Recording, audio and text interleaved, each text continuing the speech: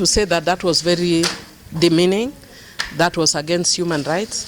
And I want to say that I'm extremely disappointed, especially as a person who has been #1 supporter of the president of Tanzania.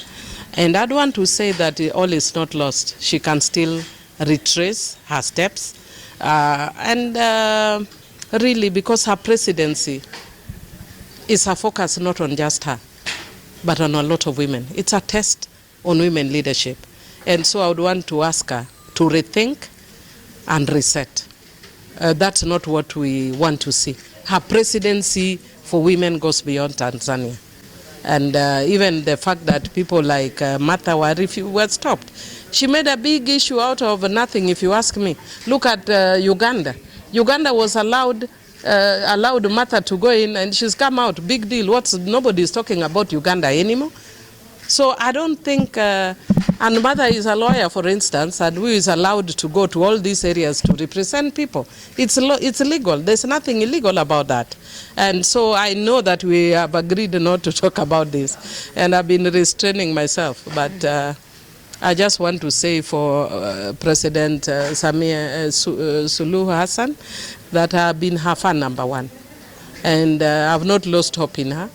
I am still hoping that she can retrace her steps and get back on the right path. It is not acceptable. I wouldn't say whether somebody is being hypocritical, because it's only God who knows the heart of man. But I can tell you that's why I'm actually telling the president to call to order the people around him. There are people who are overexcited. And I'm saying this because I know an incident where I was with the president when his own people were doing totally different things. So I know the president didn't order. So his own people need to be called to order. There are people who are too overexcited. I mean, the presidency has been here now for 2.5 years. What is the excitement? Get used to it. When I bought this suit, I was very excited. I'm no longer excited. I've worn it more than 1 time. I can't be jumping up and about it. Look at my new suit all the time. I mean, get used to it right now, please.